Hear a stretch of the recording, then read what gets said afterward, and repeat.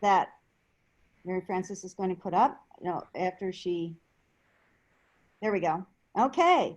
So going from left to right, Lana Harris, my amazing person that does everything with me, for me. She's our main listing coordinator now. Eric Schlopy, my son and partner. Myself talking, my husband, lovely husband, who hopefully will get on here soon. And Bobby Joe, who has her broker's license, is amazing with getting us to the closing, from under contract to closing. And Kevin Crockett is my partner son-in-law. And if you can't see, Mary Frances is at the end. She's the one coordinating everything. She does all of the marketing. It's just an amazing team. We all work together to achieve what our clients' goals are. So I'd like to, first of all, we have River Rock Mortgage with us, John and Rob and John, and they are one of the best mortgage brokers that we use to help get loans. And we thought it would be great for them to talk about the state of jumbo loans, which of course is very relevant in the Park City market. So Rob and John, please chime in and tell us about jumbo loans. Sounds good. Thanks, Marnie. So just wanted to give you a real quick rundown of what's happened to jumbos since COVID came out. Roughly around March, when COVID came out, all the jumbo lenders and the jumbo market, which is different than Freddie Fannie loans, the jumbos just basically went away. You couldn't get a jumbo loan March and part of April. Freddie and Fannie were still around. And by the way, jumbos are defined as anything above Freddie and Fannie limits, which Summit County, Wasatch County, Salt Lake County, it's 762,400. Anything below that is Freddie Fannie. You can go Freddie Fannie. Anything above that's considered jumbo or non-QM. Non-QM is basically non-qualified mortgage. It's basically non-Freddie Fannie. So in March, all the jumbos went away. Secondary market went away. The reasons why they went away is because in 2008, during the financial crisis, that's the category that took the biggest hit to foreclosures and defaults, is jumbos. And so those are packaged up, sold in the secondary market. Big lenders like Chase Bank, Wells Fargo, those were the primary purchasers of jumbo loans. So they went away for a while, and then a couple months later they came back and say, yes, we'll do, the big banks in the secondary market said, we'll do these loans, but there's going to be a big premium for the risk. And so when they first started rolling back in, they were like 5 to 6 points. So 5 to 6 percentage points in fees to get a jumbo. Now they're starting to come down. More portfolio lenders, more banks, more secondary market purchasers are back in the market today. So now you can do them. It's still a little bit of a risk, probably 2 to 3 points on jumbos. Rates are still really good. They're in the 3s. And we also have non-QM lenders, which are specific lenders that are kind of out of the box type lenders. They have things like 24-month bank statement programs, 12-month bank statement programs, where you document your income in different ways, not necessarily through tax returns and things like that. So they're a little bit of a different category. They're probably in the mid-4s for some jumbos, but again, they can go up to 2.5, 3 million or higher in a lot of cases. So current status of the jumbo market is rates are coming down. Those points and fees are coming down. So more liquidity is in the market right now. Jumbos, I mean, even if you look at it in today's cost of 2 to 3 points for those jumbo loans, still relatively cheap because the interest rates are still really good, and it's much better costs and fees than where we were 3 or 4 months ago. So that's kind of where we're at currently. That's great. Thank you, Rob. John, do you want to have anything to say? Pop in and say anything? No, nothing really to add to that, other than the fact that we are starting to see, that market soften up a little bit, and it's been a long haul for the last 6 months, but I do think that we're starting to see a bit of a light at the end of the tunnel. That's great. Well, thanks for your update. That's really great, especially again for the Park City market. And if you have any questions, Rob and John, you can reach out. We'll get their information to you. They're, again, great. They're one of our really good lenders source for us. Next, we have Eric Schlopy, our statistician, and he's very analytic, and he's put together some stats to catch you up on what's going on in the market. All right, thanks everybody for showing up today. Yeah, stats, we can go down the rabbit hole in stats pretty far here. So we wanted to highlight 3 categories here. And you know, from our perspective, start of 2020, we were off to a good start, and then COVID hit in March, and you know, all of us kind of looked around and said, you know, holy cow, what's going to happen? You know, we're going to do any business the rest of the year? And then lo and behold, in June, the floodgates opened, and the town's we've never been busier. So the stats, as you can see, back up what we've been feeling. So the first slide here is our number of closed sales by quarter. It goes back to 2005. And you can see 2005 was had a really good quarter there, closing over 1,000 in Q1 or 2 of 2005. Of course, the sales price was a lot different then. So dollar volume, much different than it is today. And then right after the Great Recession, you see that it started climbing back up, kind of up and down with the seasons, but kind of averaging in the 500 to 600. If you took a rolling average there, probably 500 to 600 closings per quarter. Well, in Q3, as you can see, the line goes parabolic, just straight up. It totally messes with the curve. And in Q3, we went to 1,371 closings. And what's even crazier is I went online yesterday, and I looked up what the pendings were right now. We've got 1,201 pendings. And in the last 45 days, we've had 757 closings, which would project for Q4 over 1,500 closings. So new territory in both closings and dollar volume and average price per sale. So that was pretty amazing. So if we go to the next slide, we've got our active listing inventory, and you can see there all the lines kind of follow each other. This is 8 years of inventory. So if you look at the lines, it's a little clearer than looking at all the boxes. That just breaks it down. Those are the data points. But all the lines, as you can see, don't vary much, couple percentage points. And then you've got the red line. That's 2020. And it just starts going straight down. So if you see the red line at the bottom, just above September, that's September 2020. It had 1,364 total listings, which was, you know, right about 50% of average over the last 8 years, which is also new territory. This was done September 30th. I went on yesterday, and we have even fewer. We're down to 1,271 active listings as of yesterday. So that red line, which is our supply, is going to continue to go down. So anybody who's done Econ 101 knows what happens when supply goes down and demand goes up. So we go to the next slide.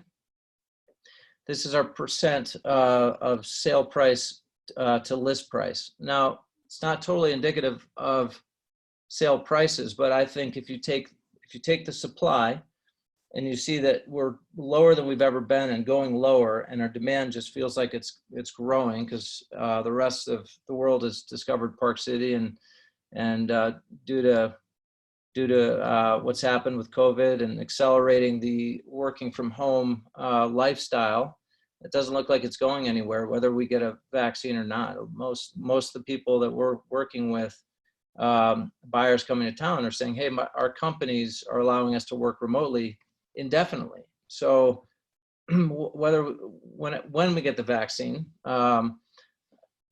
hopefully, I don't think that's going to change the world's opinion of wanting to live in the mountains and being able to live in the mountains. So this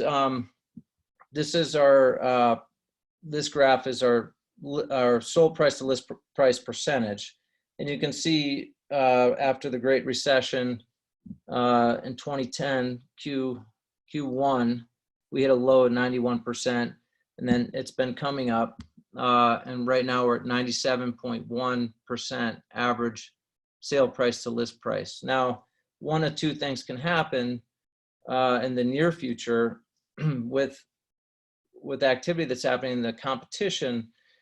I think we can either expect to see people paying closer to full price, which we've been seeing because we haven't seen a price bump yet. Prices have been pretty level over the last couple months. It's just the activity has been so high. But the supply goes down, demand goes up. I think there's going to be a 90-day latency period there before we see a potential price bump. So if the prices go up by a certain amount, then we could see the sale price to list price percentage come down a little bit because prices are going up. So this will vary, but I think you look at the economics and the data points, and you can see that there's a potential price bump in our future in Park City here. So we love Park City, and the rest of the world does too. So that's what we're finding out. And thanks for joining us today. Thanks, Eric. And I know a lot of you might have some questions, so you're being very patient. We have one more presentation. Lana's going to talk to us about what's going to happen at the base of Park City Mountain, the ski resort. We've been anticipating this for years and years. I'll go back to the Canyons golf course. We were told for a decade that was coming. It finally did. It arrived. We've been talking about the Park City base area lot redevelopment, and it's coming. Well, it looks like it is going to be just around the corner. So Lana, it's your turn. Yeah, thank you, Marnie. I am so excited to present this because this is really one of the few things that are still going to be developed in Park City, and to have it at the base is going to be absolutely amazing. To have some ability to do new construction, new housing, and then they're also going to implement some much needed either attainable housing, we'll call it. So the way that you see the screen right now is the way that the base of Park City Mountain Resort looks. So as you're reviewing this, you see all of the darling little cars that are there. Well, that's going to change. And then to the left, and you can barely see it, and I don't know if there is, you can't see my peg, over it, but it is the Marriott Mountainside. So that was actually the beginning part of this whole master plan that they were going to go to the base. So that is the only building that has been currently constructed. And so on the next slide, we'll show you what everything is going to be new. So you see a better picture of the Marriott slope side on the left in the blue, and then everything that is in white, that is going to be the new base area for Park City Mountain Resort. So it looks pretty substantial, and it's going to take some time to build this out. And I want to go through to give you guys the reasoning for this master plan and how they're strategically developing it in the next 5 years. So starting, like I said, the Marriott slope side was actually building A, which you cannot see, that's not on the slide. But the master plan was calling for building B, C, E, and D. And this is new and approved. That's going to start in spring of 2021. And they're going to start with building B and then move to building C and then building E, then D. So on the next slide, you'll see this is the master plan. So it's going to start in 2021 and be completed in 2026. But if you look at the individual breakouts for each of the sections on what they're going to be completing, this is based on the amount of parking spaces that are public access to do day skiing currently, and that's 1,800 spaces. So in order for them to create and be able to maintain the travel and the accessibility to get to the base, they need to maintain these 118, or what did I say first? 1,800 spaces, sorry. So starting on parcel B, you see it's going to take 205 days. What they're doing is creating on that B section that we showed in the earlier slide. They're going to start building the parking lot. And then in 2022, then they're going to start building the housing. And then you can see on the slide that it extends, you know, year by year. And that's why this is so far planned out, but they're being very strategic to keep these parking spaces and accessibility to the Park City base. So in the next slide, this is a individual breakout. So you can see building B, what that's going to look like for spring 21, fall 21. Then they're going to start on building C in 2022. So you see the progression as it goes through for them to do the complete master plan. And then on the next slide, this shows in the middle section in between C and E, you're going to see that's kind of a designated winter and summer après location. So you're going to have restaurants and shopping and all of the activeness that we're kind of, you know, not as driven to at the base of Park City as it sits now. And they're really going to develop that out and make it a big buzz. But it's also going to bring all of the summer guests as well. So they'll do like outdoor concerts and still have the shopping and have a nice little base area, kind of a supplement to Main Street. So on the next screen, we have kind of the traffic flow and the walkability aspect of the way that they're creating everything. So if you start at Park Ave and Empire, it's going to be two-way street in, and Mary Frances is following this through. You're going to go around the turnabouts and keep moving. That's one-way traffic only. And what that's going to allow is ease of getting passengers in and out of the vehicle, drop off to the hotels, and just the functionality of kind of what I would consider like an airport flow, just a constant movement. So to alleviate as much traffic as they possibly can.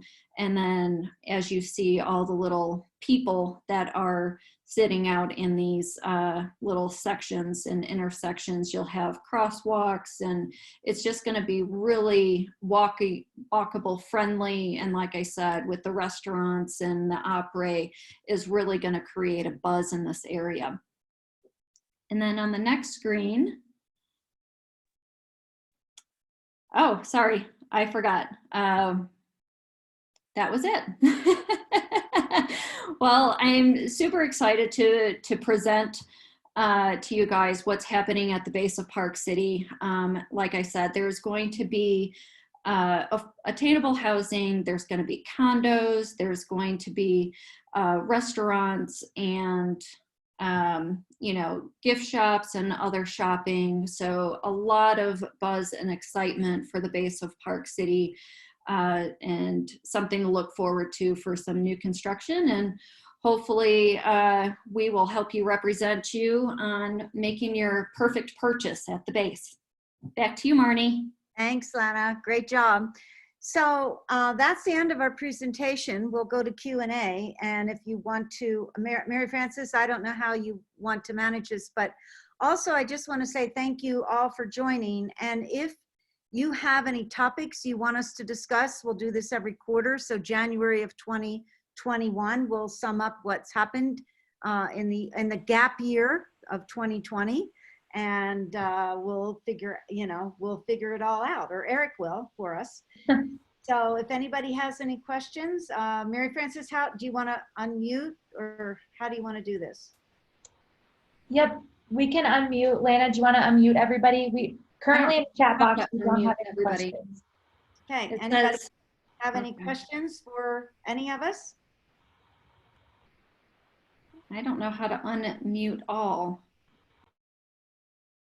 Marnie and team, this is Emily Wendell. I just wanted to say great job. I was really interested to hear about what the Park City Market looks like. And it looks similar to what we're seeing in San Diego, Southern California area, as a matter of fact. So that's great news. And I'm happy to be a homeowner there. So thank you. Yeah. And I really enjoyed your new marketing. I looked at all the videos and just an excellent job. Thank you. It's Thank you, Emily. Great feedback.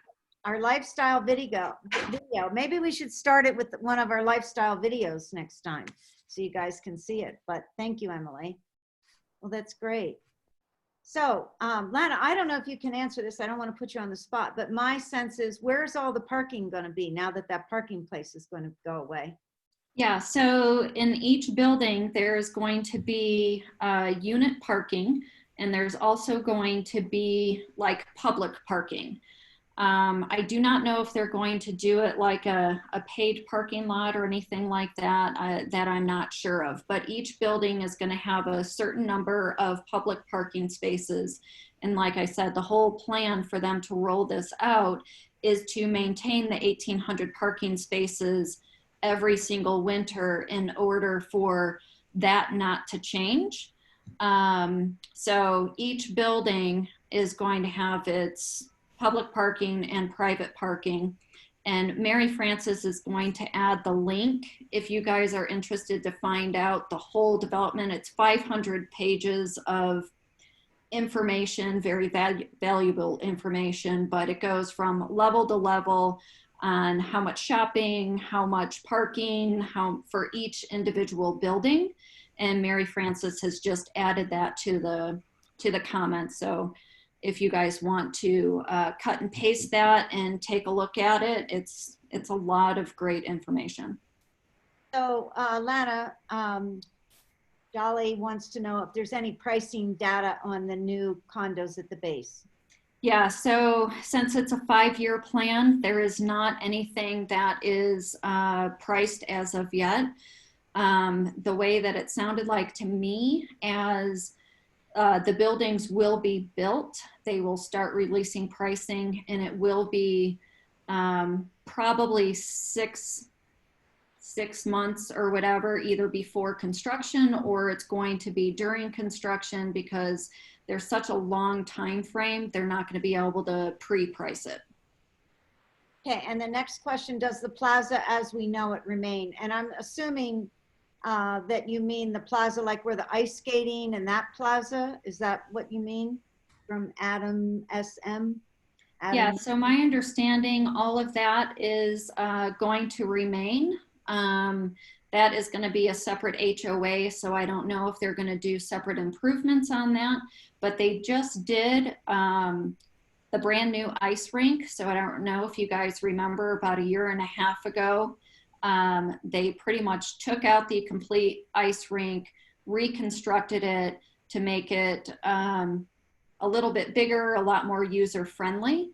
And so that improvement has already been done. But as far as the shopping and the other stores that are currently there will stay there, is my understanding. And if there's any additional improvements, I'm not sure. It's going to be up to the HOA. Hi, everybody. Christopher Bush. This is a message for Eric. Great presentation, Eric.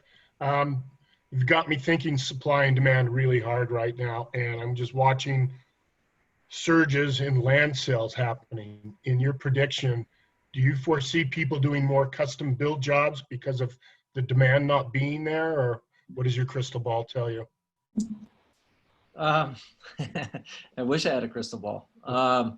But yeah, Chris, I think you're right. Land sales, we'll see a bump in land sales because as far as homes and condos that are on the market are dwindling, the supply is dwindling. So land sales will probably see a spike. And again, so our total potential supply in Park City has always been so much bigger than Aspen and Jackson Hole, and I think that's really kept our prices at a much higher value. So you get much more for your money here. You know, even I don't know the exact number, but probably roughly we're about 30 cents on the dollar compared to Aspen and Jackson Hole. And once our supply, once the development potential or possibilities dry up, then there's another spike in the future. But in the meantime, what's left to buy is going to be limited, and so people will be forced to buy land to build either custom home or you know, spec builders will be building spec homes. All right, I agree. You know, a future topic, if I could just throw this out there, I'd really like to see if we can find any numbers of what the effect of our new airport is having on our market. Is it really happening? Are we guessing about it? I'm just wondering if we can find any numbers or economic statistics on that. Well, that might be a great topic for our Q1 2021. But again, crystal ball, nobody has it, but that airport is, they've done a great job. I don't know if anyone's seen it, but done a great job. And it's certainly going to bring a lot of attention and create easier flow for people to come in and out of Utah. And a lot of most of those people are coming to visit Park City or come live here. Yeah, just a comment. I've met two of my clients that have flown in lately, and they wouldn't stop talking about it for a good 15, 20 minutes about how new it was, the shops, how large it was. They were wondering if they were in the right terminal. Yeah, it was pretty overwhelming to them. So I guess maybe we should take a tour. Yeah, I'll let you know tomorrow. All right, man. Well, thank you all. This was a great first presentation. Thank you for those who came to see us, and let us know how we can help you for anything with this presentation or any other real estate questions you have. So have a great day. Great job, Marnie. Thanks, Marnie. Thanks, everybody. Team Schlopy. Thank you. Well.